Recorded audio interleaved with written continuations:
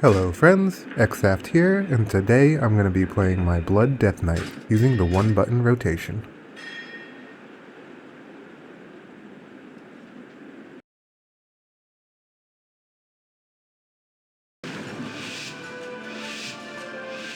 Alright, here we go. Tazavesh Gambit plus 10 on my Blood Death Knight. Starting off with a big pull as usual, the biggest you can. Having a little trouble with the aggro here, but no one died.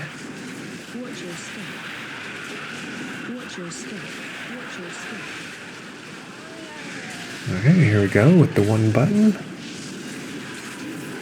It's keeping me alive nicely.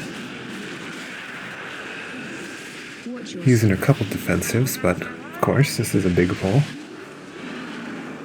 Alright, so these Murlocs, the scale binders are the ones that put down the fish sticks, which are the totems that heal.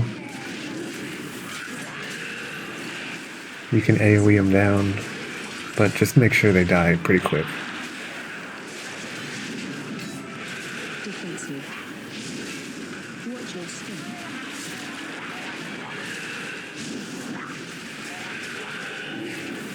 I don't usually chase down the Murlocs unless it's the scale binder, because it might heal up a little bit.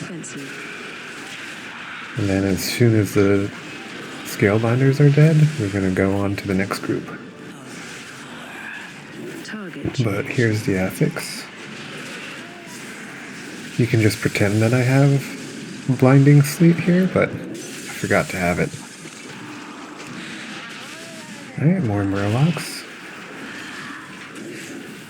Trying to pull the giant, but I missed him. Just kill the fish sticks and make sure they don't heal up.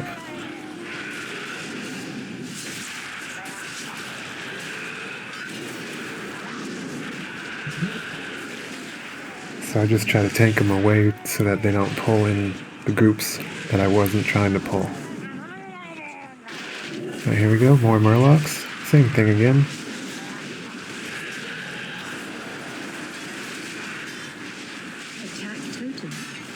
Grip that one in. Have the other DK grip that one in. Forgot to get this giant, so here he goes.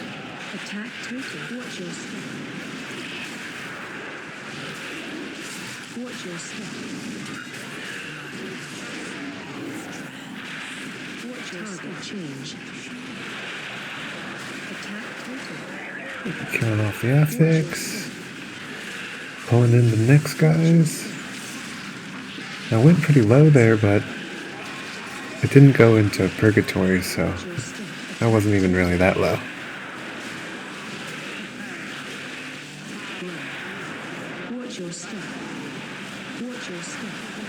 Right, the mobs are doing a lot of damage from the affix. The healer goes down, but I'm just trying to point these frontals away from the group.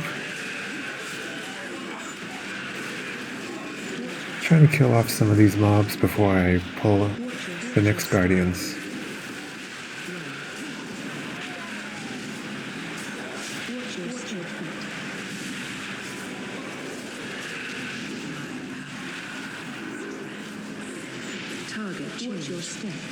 Alright, taking care of the affix. And just pulling them down the stairs. Yeah, it wasn't a great pull, so I let them know.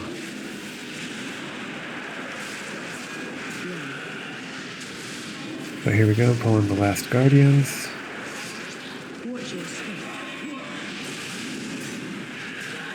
Get the frontal out of the group.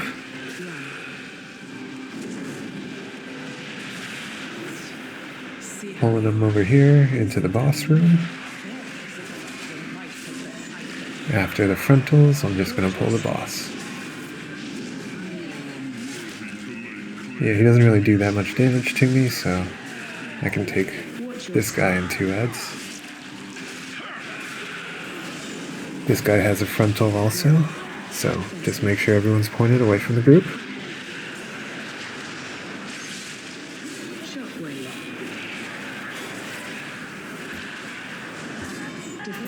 Alright, more ads are spawning in. They cast some stuff onto the boss.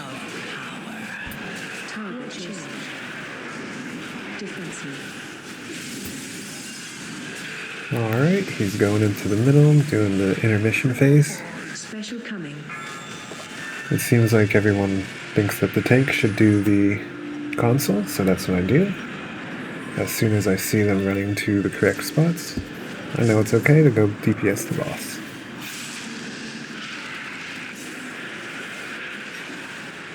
Well, the purple one took a little while to get on, but now we're on the boss. And that's the whole fight, so we're just going to repeat the same thing again with the tank buster, which doesn't really hurt, so I don't push a defensive or anything. The shockwave, which is the frontal. Then some ads spawn.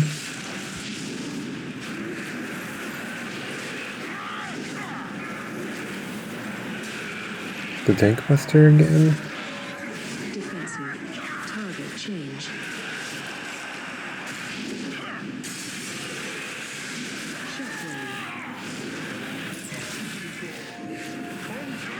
Defensive.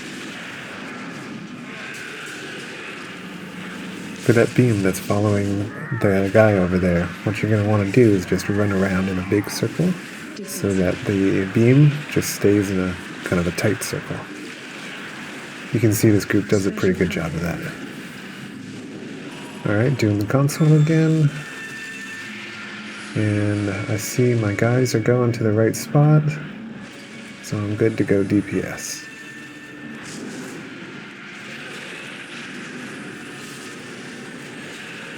And you can see on the overall damage, it doesn't do like a horrible job.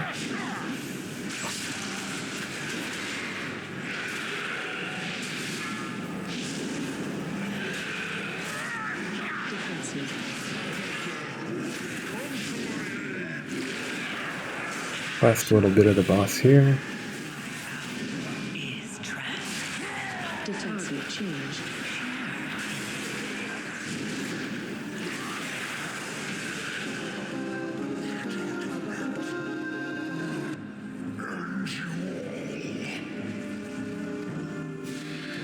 Celia's arrogance will be her downfall.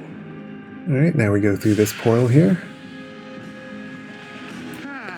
Mounting up for some speed. But our path remains true. Yeah, pulling some deckhands and some sages. Sages cast some bolts. Interrupt. And then the deckhands go Super Saiyan, Watch your step. meaning they get enraged. So right there I use a defensive because 4 deckhands hitting you while they're enraged is kind of hard. Interrupt. Direct your grievances towards thy associates. Watch your step. Alright, somebody did the RP for me by going down the hallway. That was nice of them. Because I like to pull the middle group first, usually. If they don't do the RP before I get here, then you have to pull the left group. But this one has 2 deckhands.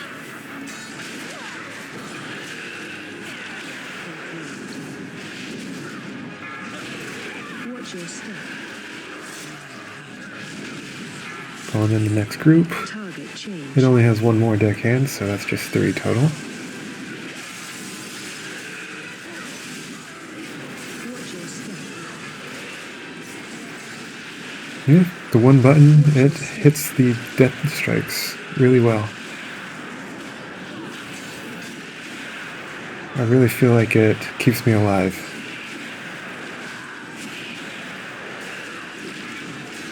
Watch your step. Alright, finishing off this pack. Pretty much as soon as the casters are dead, we can go on to the next pack.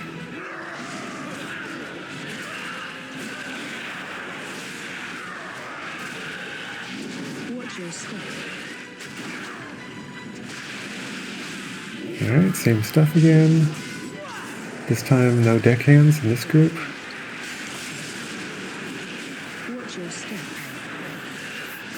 Target change.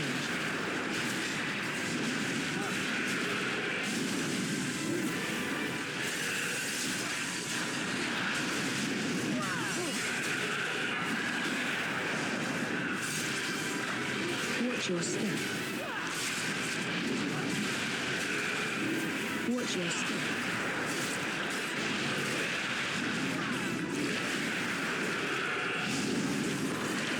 Alright, we're finishing off this pack here. Watch your step. You just want to get out of that AoE. Alright, on to the dragon boss. This boss is one of the hardest ones this season. You're going to want to start here in this corner, have everybody stack up. Now the dragon's going to do a breath. I wish I could show it to you here, but kind of lagging out. But you can see there's some guys coming from the shore, and then a breath happened, which was from the dragon, and that kills the ads. Here's the breath, but no ads to hit. Right, as the party, you're going to want to stay stacked up and stay against the wall. So they're all stacked up, making it easy for me to aim.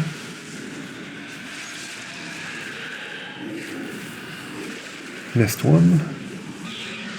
If you miss any, you're going to want to DPS them down as quick as possible because they do more DPS the longer they stay alive. Alright, so it does another breath, which has nothing to kill. All the fire goes down on the ground, the people stay stacked, and on the dragon's tail it makes the breath easy to aim. Got them all with that breath, very nice. So he's going to do one more breath without any ads to kill here. And then on that breath, you're going to want to bring the dragon all the way over, like basically touching the water. And that's going to let you aim with the breath a lot easier. It would be easy if everybody stayed onto the dragon's tail, but you can CC them to keep them in the breath. And another breath without anything to aim at. And we bring the dragon back to the middle.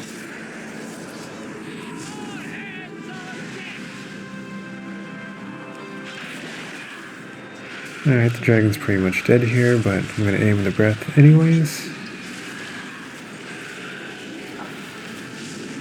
And then we go right over here to the teleporter.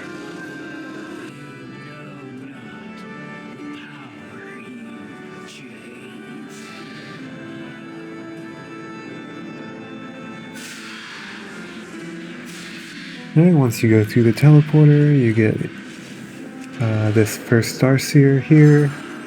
I always go left because it makes it easier to not pull one of the packs at the end, which is how this route goes. You can see the packs in a second here, but for this guy you just want to dodge that beam and kill the ad that spawns. It pulses AoE damage and really does a lot of damage. Alright, so the same thing again. The beam.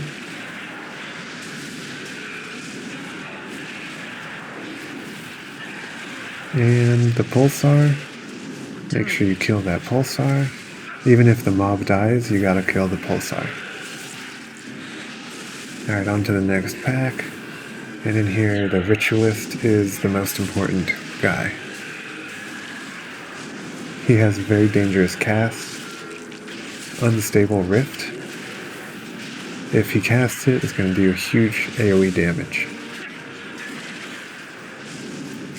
So as soon as you cast it, I pull the next guy in. Makes the pull easier.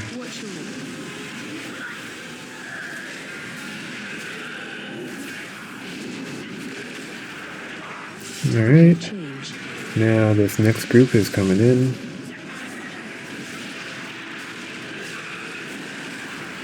Watch your I'm gonna make sure I grip in the ritualists. target change.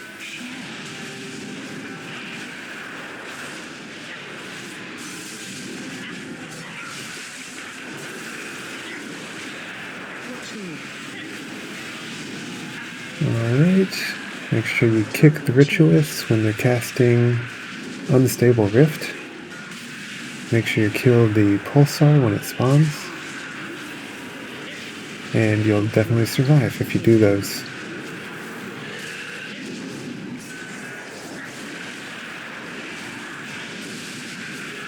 So the one bug's been doing pretty good this run. The damage isn't as good as it could be, but the Death Knight is kind of a complicated class. target change.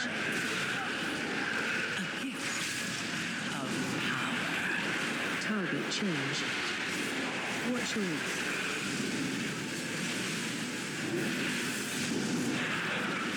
Alright, last affix before the boss here. Kill this guy off. And then what we're going to do with this boss is pull him over here to attack him behind this cart. And that's going to just make the ads spawn nice and tight. So we can kill the ads down. If we didn't kill them so fast, they would jump away and start doing a cast. If that cast goes off, it's big AoE damage. Here comes the soak. Usually the healer gets it.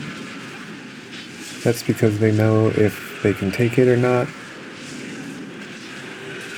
I usually pull the boss out a little bit so that everybody's within range of the healer. special coming. Now more ads are going to spawn in here. Target change. With the affix here. And now you see the ad jumped away. I'm going to grip him in. The other ad jumped away. I'm going to grip him in.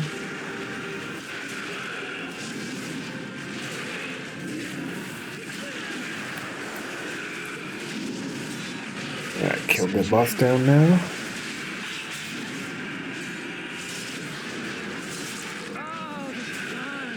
Oh, these ads lived a little while. Alright, as soon as the boss gets down under 40%, she goes to the middle and spawns these stars. Each player has to choose a star to stand next to Coming. and make the red line go through the circle that's on the ground. There's a line usually going from you and to you. Alright, we got them all, nice.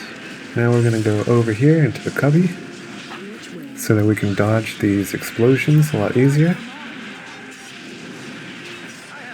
Oh, even though the demon hunter went down there. Target change.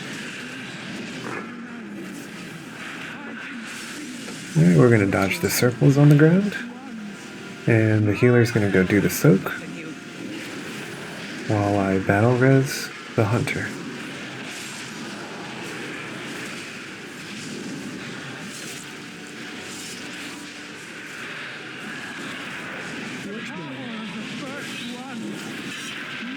Okay, more explosions.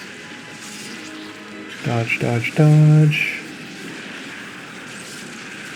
Goes to the middle again.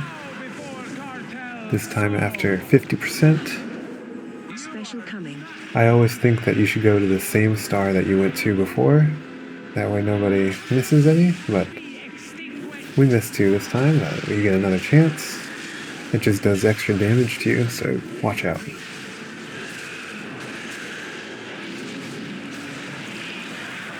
Let me dodge those circles again. At my command.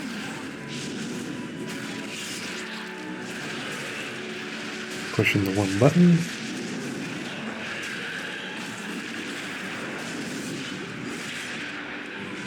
And so we've seen everything on this boss. We're just gonna keep fighting him down till he's dead.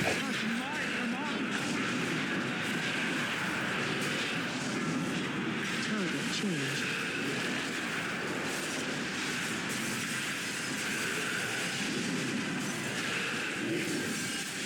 Alright, that was a pretty good run. Oh, somebody died right there at the end.